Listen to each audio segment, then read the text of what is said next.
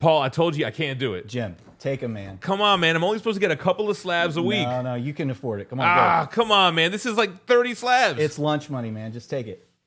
All right.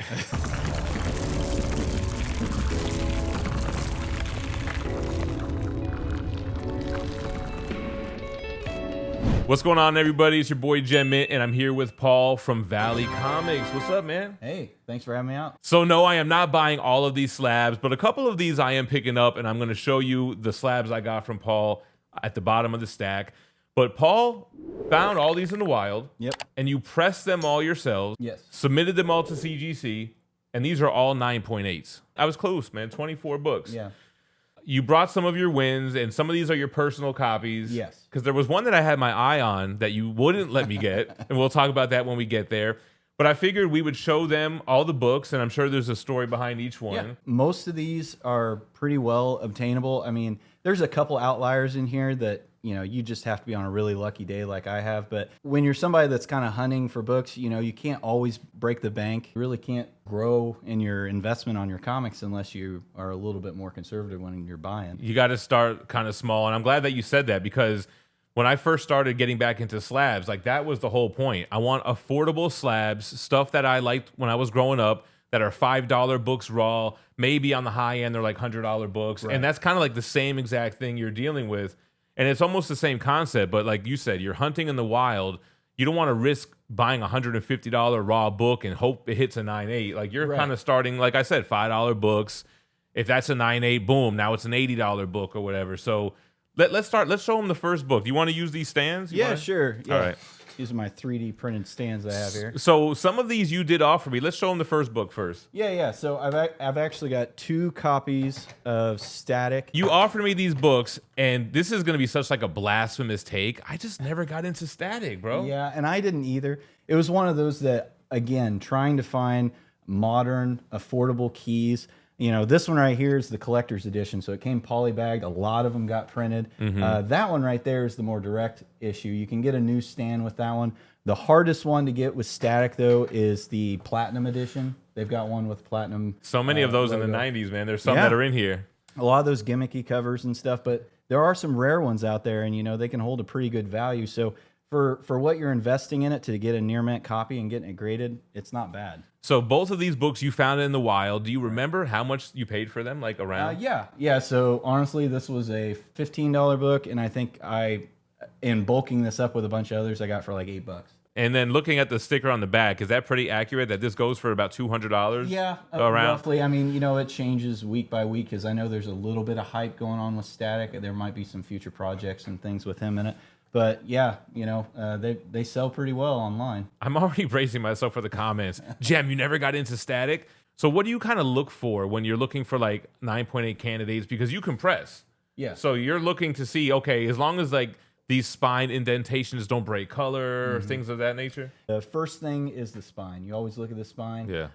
If it's got too many ticks on there and they're not pressable, like you can't get them out, then it just goes right back in the box. But, you know, then again, it might be just a cool book for your PC. You know? So I'm always on the hunt for keys. What about corners? How big of a deal are corners to you? Like bindery tears and stuff like that are really common in 9.8s. Those are no big deal. But honestly, it can have bends. You know, a lot of times if finger bends is another thing that's really common with books that you got to press out. But if you've got corners that it can be pressed out, then yeah, it's worth working on them. This is also a really good, the Brian Bolin run on Wonder Woman. Those are also very obtainable books. I don't know if maybe it just didn't have as much readers as other series, and so every Wonder Woman book that I've submitted has gotten a 9.8. Oh, really? I haven't gotten any so rejected. They've always been maybe just cover collectors or something. Yeah, honestly, and I absolutely love his artwork. And I never really was a Wonder Woman guy until this Absolute Wonder Woman. Dang, my bad. Yeah. Absolute Wonder Woman is like my second favorite title right now. I really enjoy it. I'm probably going to try to get that in a 9.8 because it's still semi-affordable. Yeah. But with the animated series of Absolute Batman announced and her probably making an appearance. Exactly. So this was another one that you found raw in the wild. And look, Brian Boland's still doing Absolute covers to this day. Yeah. And about $100 book and a 9.8. And this is just issue 63, just classic clean cover. It might be his first cover. First Brian in that Boland volume. So yeah, that's a pretty cool little like novelty of it. But there's some really iconic books and iconic covers that he did in that run, and so I'm always on the hunt for it. There's a first Artemis that's in that run that he did. This next book is crazy. So you found this one raw in the wild. So actually, this one, So this one here is Adventures of Superman 500. It's the Platinum edition. Another Platinum. Now, a lot of the 500s, they were either the collector's editions or the Platinum editions, but they came polybag. So which one? Was this the one that was in the white poly bag with the red? That is the one that you got and is the more common one. Spoiler alert later on. No, but it's cool. But no, but okay, this one was the poly bag that looked like a tombstone or something in the gray.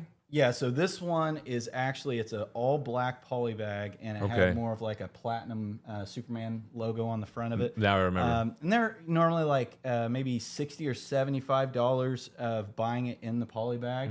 But there's a risk there because honestly, you don't know what it's like on the inside.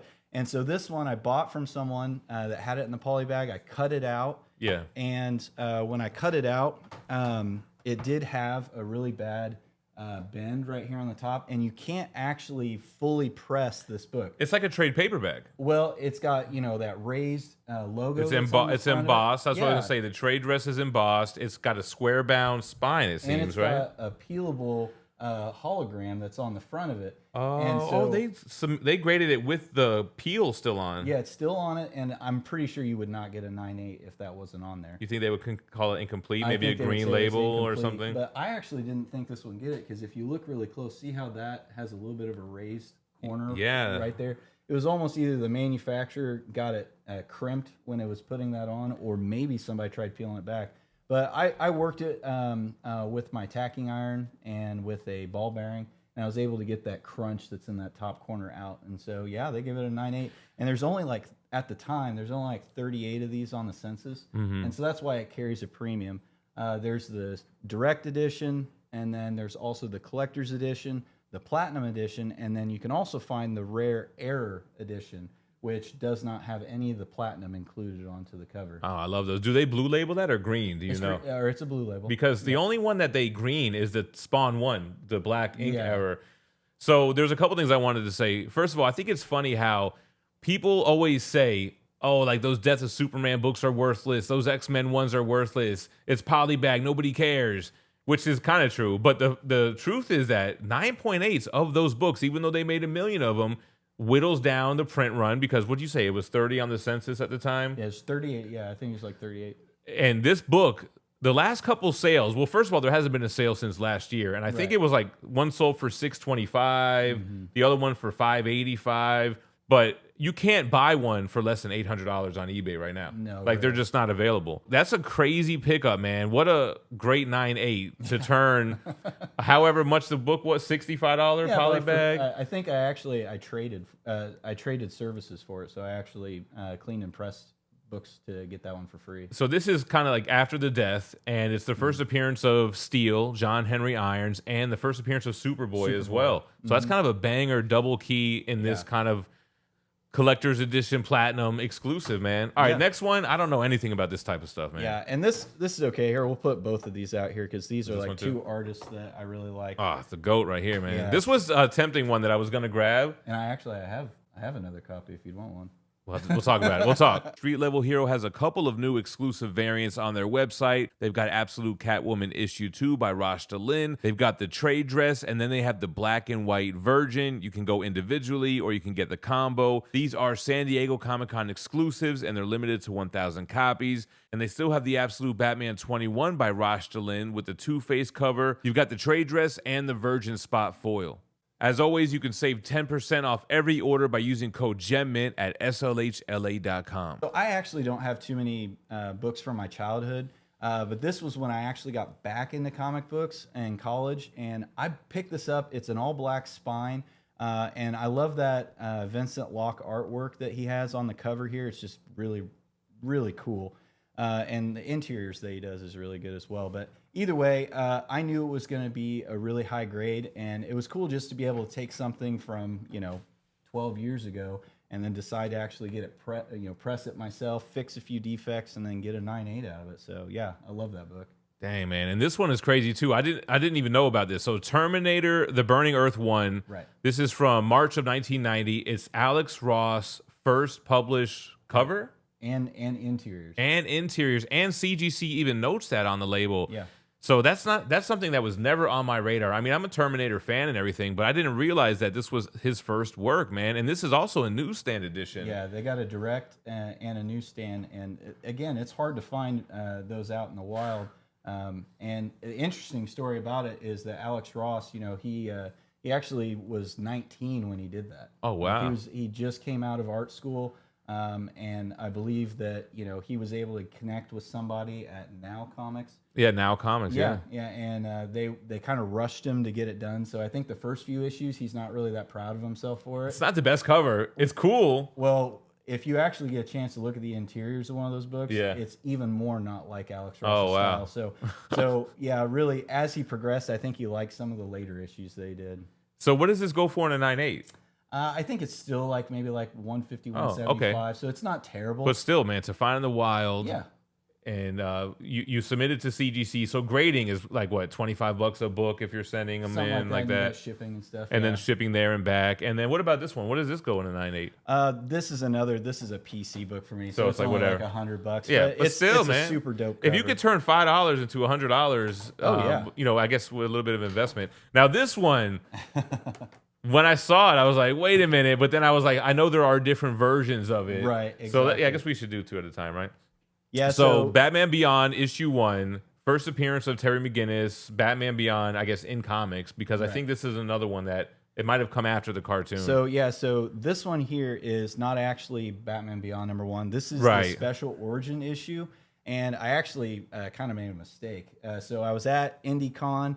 This book was being sold. I had brought a whole bunch of slabs I was going to trade for comics, and the place was about to close down. And so they were like, do you have anything you're interested in? And I wanted this. And if you look at it, it actually does say first comic book appearance of Terry McGinnis. Why does it still say that? Well, I don't know. Will they publish at the same time, maybe? Well, because it's the same cover as issue 1, but it's a totally different book, I guess. It technically has on there a month after the first one came out. So I'm kind of considering it like a second appearance, basically, or like a second printing. But it's kind of cool that it's the same cover, too. Like, you could display it for no problem. Oh, and it ended up being a fair trade. I actually traded a Mega Man 3 for it. Mega Man 3, so first appearance of Lobo. Yeah, but that book used to be so affordable, bro. Even in a 9.8, I think it was always like $100 book or something, $150 maybe. I had a 9.6 copy that I cleaned and pressed, and so I traded it for it. And I consider it. I love Batman Beyond, so me too. I definitely wanted to have it, and I'll eventually upgrade one day. Get that first print. I was gonna get this from you, and you were like, "I'll get rid of this when I get the real one." And then this is what, the first appearance of Negan, right? Yeah, first appearance of Negan, and it's funny that book there. I actually held on to that book when it first came out because I hadn't finished reading any of the Walking Dead's up to issue 100. I had a good buddy at the time that was like, dude, do not read that book yet. You need to read everything else first. And so I finally got a chance to reading all of them, and then this one just happened to be in such good shape, I had to get it graded. Yeah, I mean, it hit a 9.8. Now, I'm sure it's not as valuable as it once was, but also they made a bunch of different covers for this. It was very available. Yeah, that one still holds the value. The regular cover A first print is always tried and true. What does it go for in a 9.8? Is it about $100 book? Last time I checked, it was a $200 book. Cool. But, it might have come down.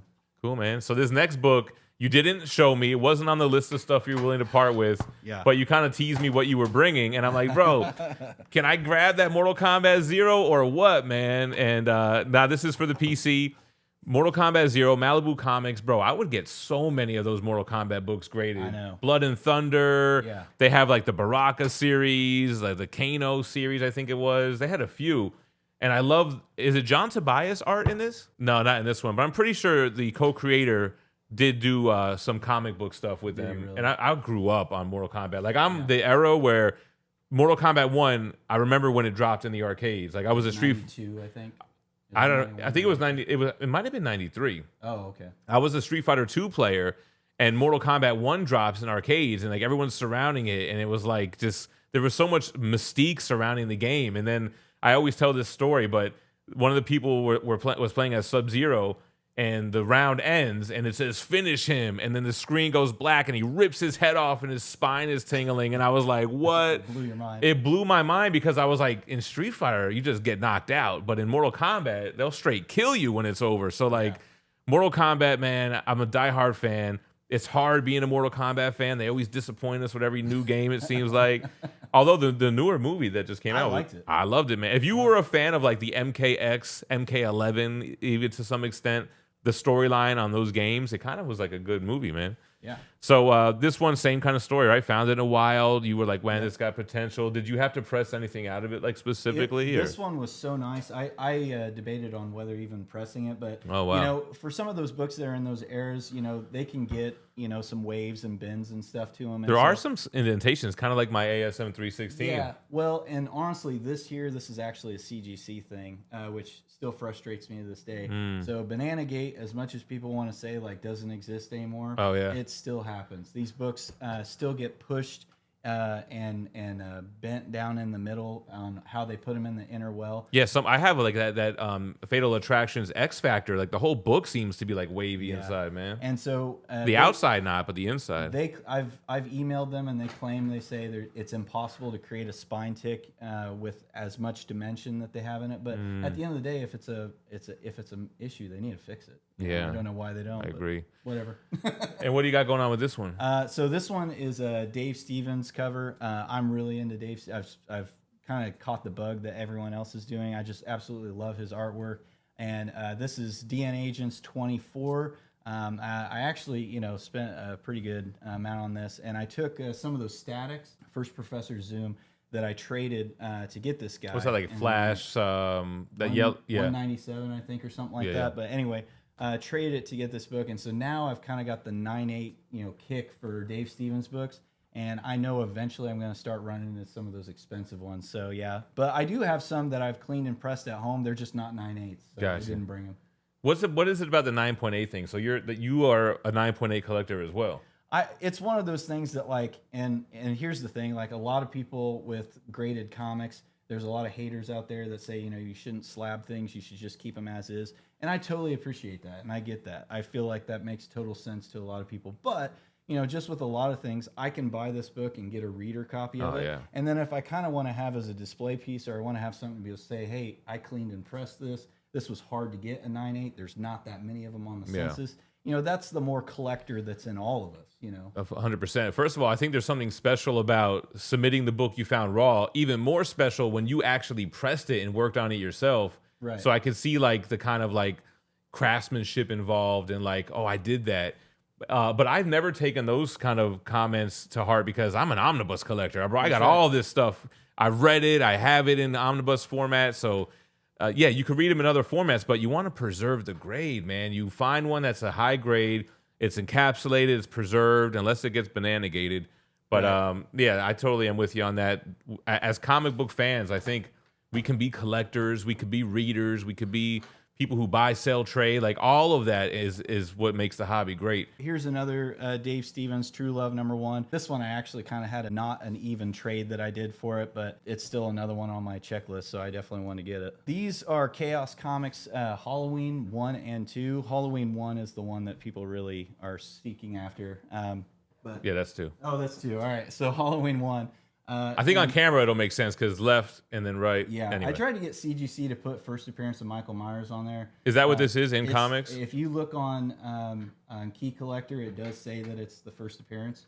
Shout out to Key Collector. Yeah, Key Collector. No, they wouldn't put it on there, but either way, it is a really cool key. I'm a huge John Carpenter fan. Yeah. I love the franchise, regardless of how terrible the movies are. It's really interesting. And these kind of like go into like a different direction of the Michael Myers lore. Gotcha. So it's just, they're really cool collector's pieces. Once I get to another book in a minute, you'll be able to see kind of where I didn't necessarily make the best trade, but I wanted this book when I got it, and so it'll make sense here in a minute. Gotcha. But now these books are really cool, man, and they're kind of expensive, right? Yeah, so this is where I was kind of leading into a little bit. So Can I grab this? Yeah, go ahead. So this one right here is the Dragon Ball #2. I actually traded this book for the Halloween #1, and at the time it was October, and so they had very similar prices. Like this one was like $300, this one was like $400, so it worked out. if you check online to see what this thing's going for right now, it's kind of ridiculous. This book, it just sold for $1,700 for a number 2. And so this is not my book. This is one I cleaned and pressed and traded to a buddy of mine, but it's actually my buddy's, and he was nice enough to let me bring it. But why number 2? Because number 1 is like $700, I thought, or am I off? Oh, you'll see here in a minute. Oh, okay. So, yeah. And so that's Dragon Ball number 2, and this is Dragon Ball number 1. Yeah. What does 1 go for in a 9.8? So that one just hit the top 10 this week. I saw that on Comic Tom, right? It's like $2,100 what? right now. Yeah. And this book here and my Dragon Ball Z number 1, I bought both of these books for $5 a piece. What? Yeah, so I actually found both of these in the wild. I found 2 copies of both. I found 2 copies of Dragon Ball number 1 and 2 copies of Dragon Ball Z. I've got a buddy of mine, shout out to my buddy Lance. He's the biggest Dragon Ball fan, and so I promised him 2 of them, and I kept 2. I got them graded. Out of the 4, 3 of them came back 9.8. These are awesome books. So they are right to left. The staples are on the opposite side. They're Viz Comics, 1998. These are awesome books, man. Yeah, and they are pretty low on the census too. Although now that the hype's getting up, people are getting more. People are submitting them. Yeah, keep an eye on that census. Very cool books. Yeah, very cool. This one here, I actually found for $5. We've got a show that we do in Indy. It's called Knights Hall. And I've heard about that. Oh, maybe Ricky told me about it. Oh, did we even mention Ricky? Ricky goes there all the time. But anyway, shout out to Ricky, Urban Enigma Comics. His cleaning and pressing he does. If you're from the Indy area or Noblesville, it does amazing work. He's one of those guys that early on when I was getting cleaning pressing, he always answered my questions, a wealth of knowledge for things. So shout out to Ricky and all that he does. But anyway, so we were at Knights Hall. And that's where a lot of these books come from. You know, I got a lot of these in the $5 bins. I gotta start going to Knights Hall, man. I'm telling you, man, you get some really good stuff. This was one of the $5 books, and even if you were just to buy it raw, I mean, you can't get a newsstand copy of this in near mint for under $50 or $60. And so to get it for $5, and I knew when I grabbed it, I knew that it was a 9.8. I knew it needed some press. I actually had to do some brightening to this, because it had some tanning on it.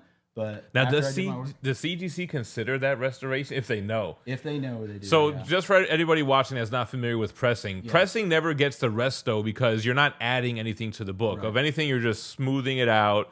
You're adding moisture, but the moisture goes away when you heat press. Yeah. But whitening, you are adding like chemicals. It's a risk. Yeah. So they could give you a purple label. You got to be careful with whitening. Yeah. But you did use whitening on this, and they didn't catch it. I've never gotten a purple label. I've got a pretty good method for how I do it, but you know, and then again, I really dilute it down so it's not as aggressive as a lot of people do out there. It's almost like you're really just cleaning, because you can clean as well. Like I see Ricky always does it with like a cotton swab or something. Yeah. And this has a pretty bad miswrap on this book too, huh? Yeah. So the staples are like on the front. The main thing that I always kind of look at with those, as long as there's no actual spine roll to it, then you know it's just how it was manufactured. There's nothing really to worry about. CGC does not mark off for manufacturing errors. Nope. Awesome books, Paul. But now we're on to the Gem Mint Keepers, man. That's right. So I got some stories for these too. So here goes the first one: Beavis and Butthead issue 1 and Exo Manowar issue 1. So Beavis and Butthead. I'll never forget the first time I saw Beavis and Butthead. I was on a school field trip to St. Augustine. I'm from Florida, South Florida, but we went to St. Augustine, Ponce de Leon, that whole thing. I'll never forget, we were in the hotel and this cartoon came on, and I've never seen anything like it. The only time that I ever had that feeling is like the first time I saw South Park. Yeah. So this was like the first South Park. And I'll never forget, I was like into comics as a kid, and I went to the mall with my grandmother. Not the grandmother I mentioned in my other video. This was my dad's mother. She passed away as well, but I remember she took me to the mall, and they had issue number 1 for $20, which was so expensive at the time, because this came out in '94, so I was like 10 years old. She bought me the book, and to me, I was like, okay, this is like the first comic book appearance of Beavis and Butthead. I don't think they say that. They just say it's based on the MTV series. Right. I don't know if there's some other book somewhere that has their first appearance in comics, but this is issue 1. So it was just a big deal for me as a kid. And I remember scraping the jaw was like breaking the law, and it was kind of like an homage to one of the episodes. So this one, I just always had a soft spot for. It was like what I considered a key issue as a kid. Like in my kid's short box, this was one of my keys. Yeah, my dad and we actually used to watch that when I was little. You know, I was born in 1990, so when these shows were coming out, you know, I probably wasn't old enough to really watch something like this, but my dad would fall asleep in the middle of the night and this would still be playing on TV, and so he just got a kick out of me being, you know, 4 or 5 watching this. Sounds like some good parenting to me. That's and right. then Exo Manowar. So let me see this one. So this is probably my favorite Valiant character from back in the day. This is his origin and first appearance. I've never owned this, so to get this in a 9.8 was just, I said, you know, screw it, I'll grab it. You got the Double Dragon video game ad on the back. But I think Exo, yeah, one of my favorites. I mean, everyone likes Bloodshot, of course, or even Eternal Warrior, but it is one of the harder Valiant ones to find. You know, everybody talks about how Valiant is everywhere, but there are some really good Valiant books out there, especially if you can find some of those gold logo ones. Those can hold a really good value. And yeah, there's some keys in there. So I told myself I wasn't going to do this. But we got the second printing of X-Force 1. I just love the 90s second printings that have like a different color background. Yeah. They'll usually do like gold or silver. This is X-Force 1, of course. So you have Rob Liefeld, wraparound cover. Spoiler alert for a future video, but I do have the regular cover coming in. So I was like, you know what? I'll just grab the second printing as well, which is going to lead me down this rabbit hole, I know it, of grabbing second printings. And they have second printings of keys, man, like ASM 361. I think actually the whole trilogy, 361, 2, and 3, I think they all have the silver background ones, man. Silver Surfer 50's got 3 printings. New Mutants 87. So that was a book that I thought I had a key, but I had the gold background, the reprint, which back in the day, if you had a reprint, it was garbage. Yeah. Reader's copy, totally worthless, but 30 years later, grading that in a 9.8, it has value to it.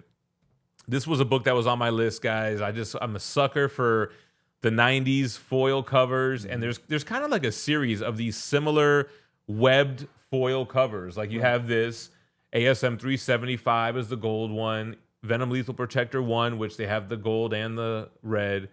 What else? Spectacular Spider-Man 200, I think, is the white background one. Sal Buscema, Green Goblin, and Spider-Man. So I'm planning to get all of those, and he happened to have Web of Spider-Man 100, so figured. Yeah. You got that. Sick book. What is this on the back? Crunch and Munch? I remember having those as a kid. Oh, my God. All right, next one. So he had the Platinum Edition. I was cool with the regular edition. I don't really need the Platinum. So Adventures of Superman 500. So that's funny. Yeah, this does not have an embossed trade dress.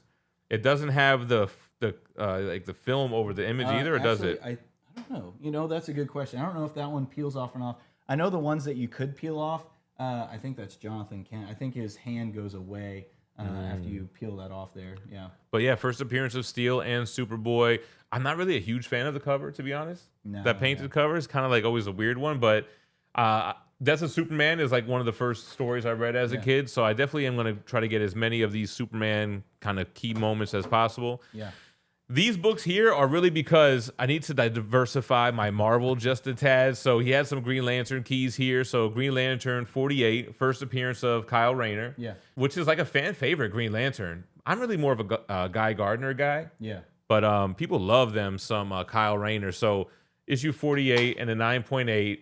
And then this is one that I just always love, man. Issue 49, it's the following issue, another green cover.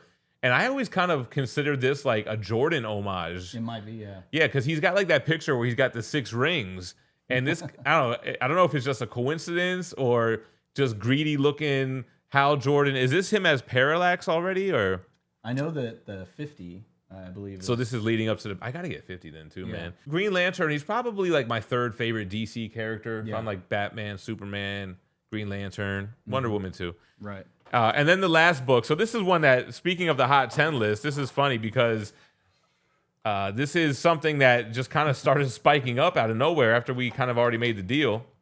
And it's Batman 497. It's the breaking of the Bat. Bane breaks Batman's back. It's the Nightfall storyline. I have all the omnibuses. I read all 3 of them. I did a review on them back in the day. And they ended up just announcing a 3-part animated movie series, right? That's going to be crazy. As-Bat, I'm a big Azrael Batman fan. I know. He's like the Batman that gets the job done. So this one's a crazy book too, man, because the direct market has this black kind of cover. and the whole back is solid black, man. But I guess this is one of those books where people spec'd on it, and it was like the era where like people were buying X-Men 1s and Batman 497s, and they probably just never read this and kept it super clean. But and you can, like I said, if you're somebody that's looking for affordable keys and you maybe want to get into like cleaning, pressing, or submitting to CGC, you know, a lot of the books that we're talking about, we're showing here, are affordable ones for you to kind of test out your abilities when it comes to cleaning and pressing, because you can find them, you can work on them pretty easily, and all these 90s books have that newsprint on the inside, so it doesn't take some of that extra special care that you have to do with these modern thinner paper with the books. high gloss shininess and stuff. So, dude, man, thank you so much for the books. Like I mentioned in a previous video, I think you said you saw it too. These weren't on my list. Yeah. Well, Web of Spider-Man 100 was. That was, yeah. But there are also books that, like we've been saying, man, affordable 90s books in 9.8. Happy to add to the collection. It's super cool to meet you and talk comics with you. So, Valley Comics, you're primarily on Facebook. Yeah, I'm on Facebook, and you know, you can reach out to me if you want to, if you have any questions. But yeah, I really love doing this. This is kind of my my side gig, but it helps me to be able to invest back into my comic collection, and yeah, just a little bit of extra spending money. And where are you based out of? Terre Haute. Terre Haute, which is not the most popular area, but no, it's not. if you're near that area, so what if you're like in Greenfield or something, or yeah, like, I mean, you know, west central side of Indiana, but yeah, no, you can reach out to me. I've had some customers that have emailed back and forth.